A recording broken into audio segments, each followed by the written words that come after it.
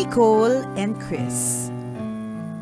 Itago nyo na lang ako sa pangalang Meg, 27 years old, at tambalanista since 2014. Domestic helper ako dito sa Saudi since 2019. I wrote to share with you my story.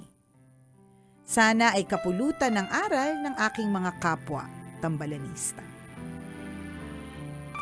Nagsimula ang kwento ko nang una kong makita ang panganay na anak ng amo ko. Itago na lang natin siya sa pangalang Rashid. Nasa kusina ako noon nang dumaan siya at lumingon sa akin. Nginitian ko siya ng pagkatamis-tamis pero hindi ako pinansin. Sa loob-loob ko, apakasuplado, kala mo naman napakagwapo. Pero sa totoo lang, ang lakas ng apil. Kayumanggi, matangos ang ilong, maganda ang mata, at kasing edad ko. Pasok sa banga, mga kabisyo. Isang araw, sumakit ang ngipin ko. Pinasamahan ako ng amo ko kay Rashid sa clinic. Bago kami umalis, tinanong niya ako kung saan masakit. Dito Dito pa. Lumapit ako sa kanya at parang batang ibinuka ang bibig ko at ipinakita sa kanya where it hurts. Paano yun? Paano? Paano yung buka ng bibig? Ayoko ng buka ng bibig. Paano yung buka ng bibig na malandi? Yung kinikipot, gano'n. Yung kinikipot, gano'n. Kebs, kumabaho ang hininga ko o may nakasabit sa pagitan ng mga ngipin ko? Na-conscious tuloy ako nang abutan niya ako ng bubble gum sa kotse. Alam na this. Baka nga naman kasi, amoy imburnal ang hininga ko. Habang nasa biyahe, nagsimula siyang magtanong. Catholic daw ba ako? Maya-maya nagtanong, single daw ba ako o married? Sabi ko, single mom ako to a boy. Ngumiti siya sabay sabi ng, okay. The year after, nagbakasyon kami sa Riyadh. Sa sala ako natutulog at tuwing magigising ako ng madaling araw, yung hinubad ni Rashid nasa katabing sofa ko. Hindi ko maintindihan bakit sa sala siya nagbibihis, may kwarto naman sila. Pagbalik namin ng Taif, or Taif, hindi ko alam yung pronunciation, o Taif na lang ha. Tinanong niya ako kung may Instagram daw ba ako. Binigay ko yung username ko at simula noon, naging stalker ko siya. I followed him sa Instagram and after a few months, he followed me back. We started chatting. Isang beses nagkausap kami ng kami lang. Gabi na noon at nasa kanya-kanyang kwarto na ang mga tao sa bahay. Tinanong niya kung bakit naghiwalay kami ng tatay ng anak ko. Napayuko ako sa hiya at nang nag-umpisa na ako magsalita, hinawakan niya yung baba ko at bahagyang itinaas. Ay, eto na. This is it. Paano ba yung paano ba? Look at me. Arabo eh. Look at me. Look at me. Look at me. Mahina niyang sabi habang nakangiti. Nagkatitigan kami. Awkward, kaya I looked away. Can I tell you something? Tanong niya. What is it? Sagot ko. Ganun ba yung pagkasabi mo, girl? O, what is it? Ano? Ano yung gusto mong itanong? What is it? Sagot ko. Can I kiss you? Ay! Nako!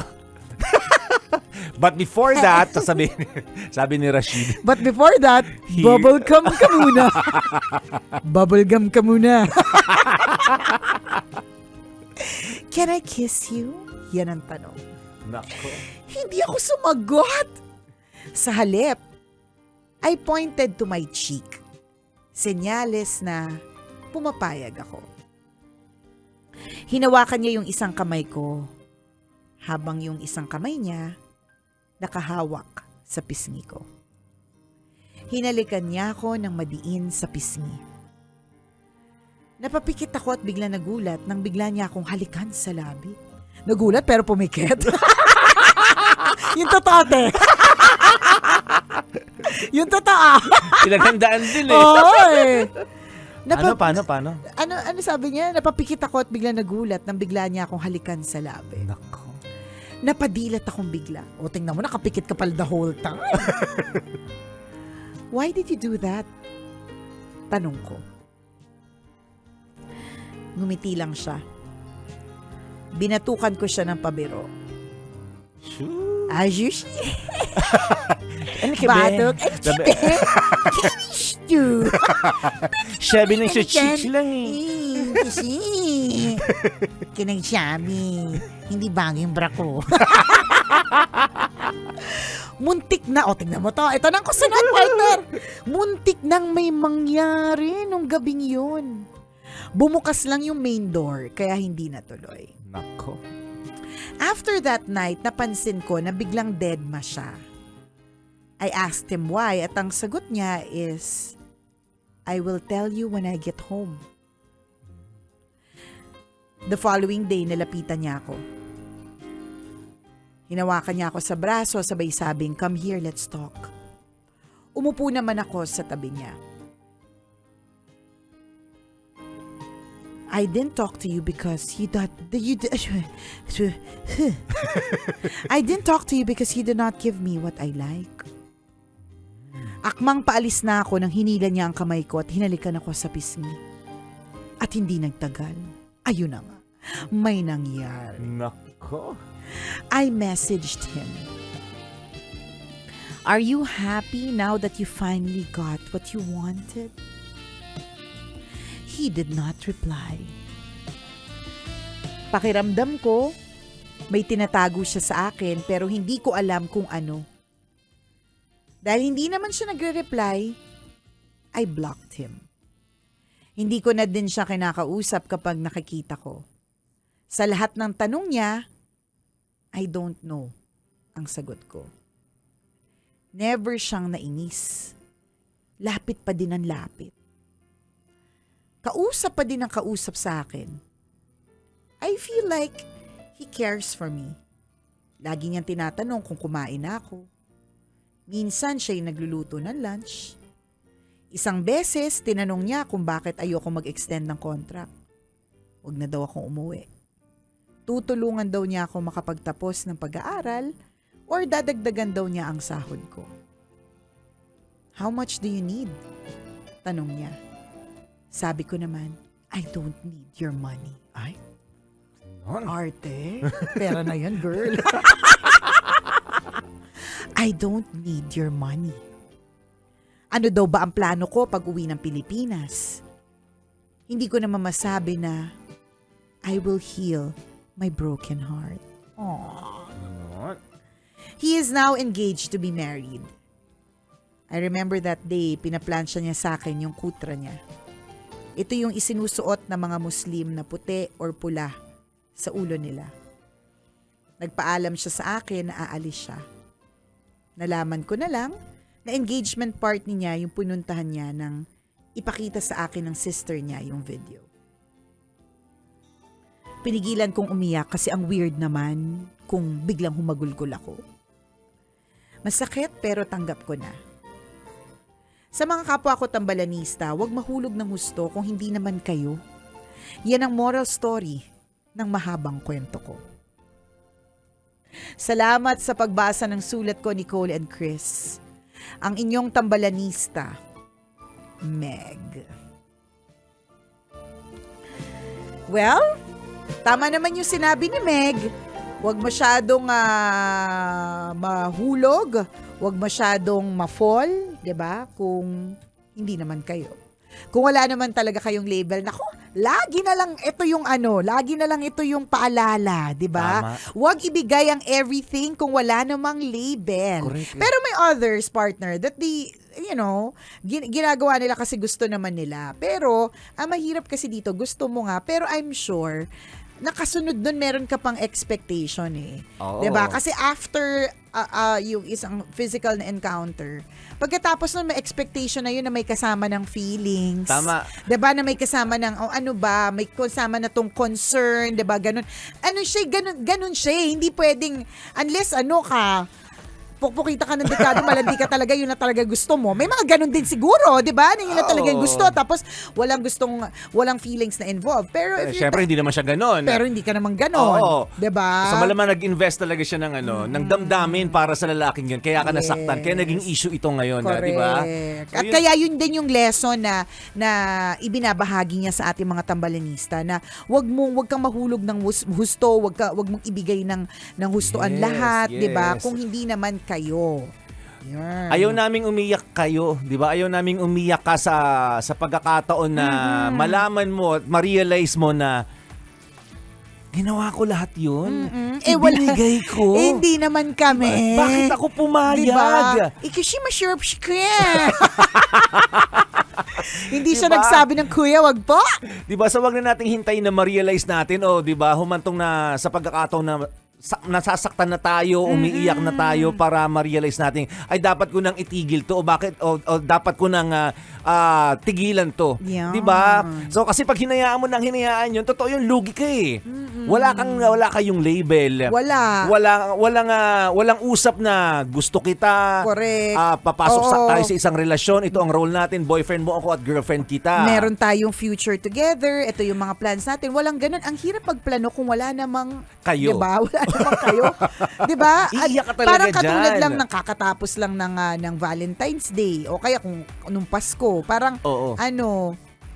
may plano ba tayo sa Valentine's? May plano Yan. ba tayo sa Pasko? Yung mga special mga okasyon, 'di ba?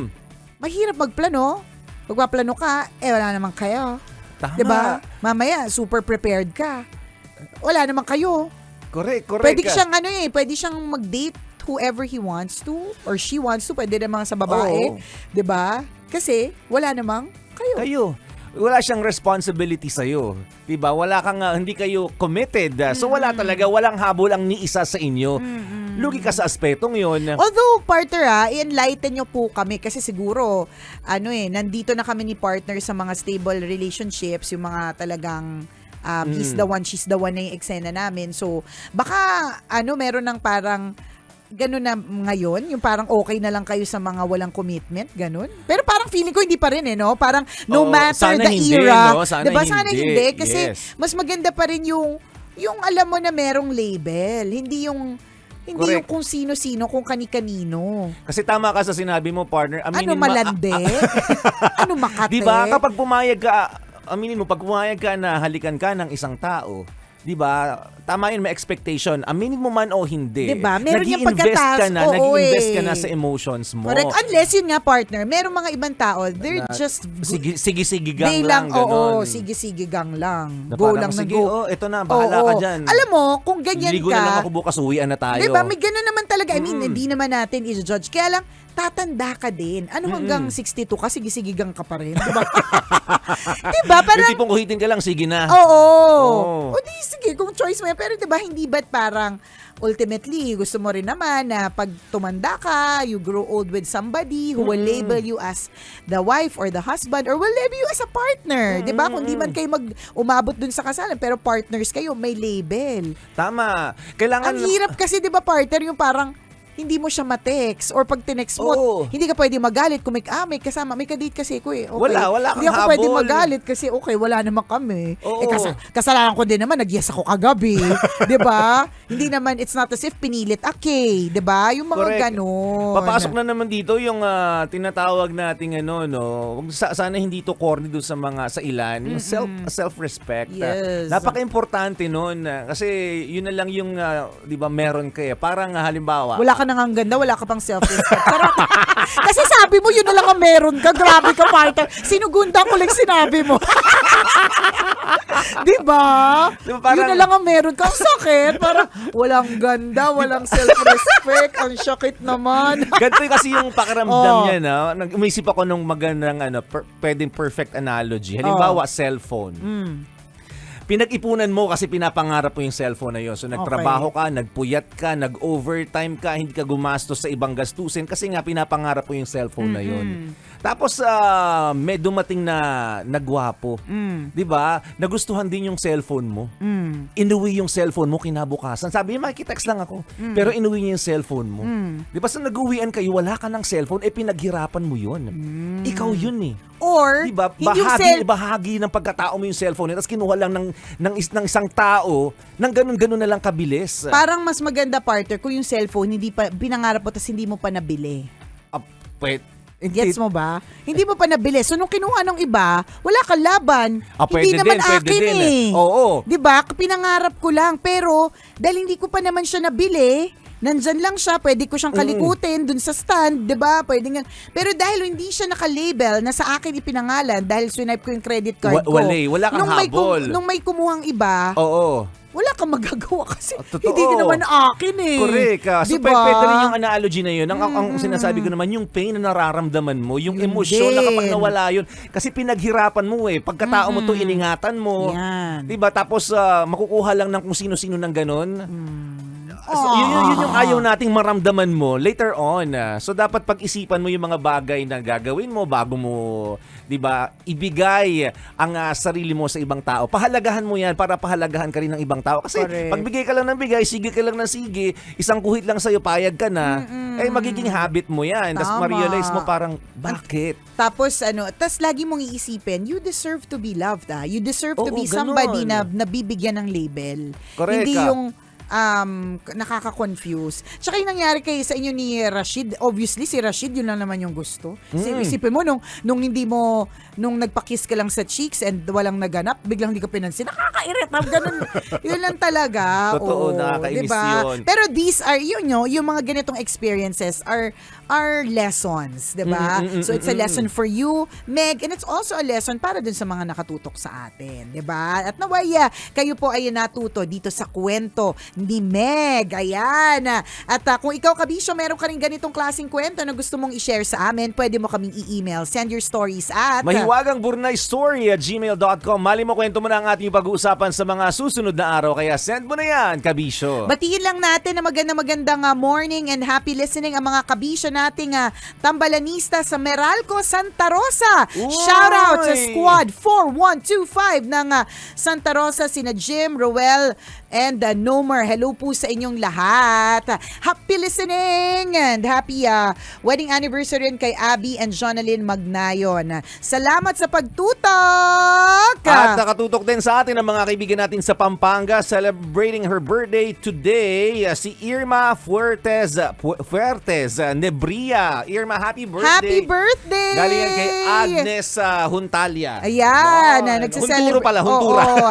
Hello, ayan, mga nakatutok sila sa atin sa ating Facebook Live. Hi Agnes. Ayan, at salamat din sa lahat ng mga kasamahan mo na nagpapagaling na nakatutok sa atin para partner sumaya daw sila at ma-feel good. Yes. And syempre, speaking of feel good, it's importantatious na ma-feel good ka dahil at this point, Ito lang ating Fanscan! Tuto, scan, hanep sa premyuhan. Tuto, scan, saya ng samahan sa Love Radio Fanscan. The Super Scan for super fans. Oh, eto na. Eto na, wag na natin patagalin pa. Ilang beses na po natin minention po ito. Ito po ang fan scan. It's a super scan for super fans.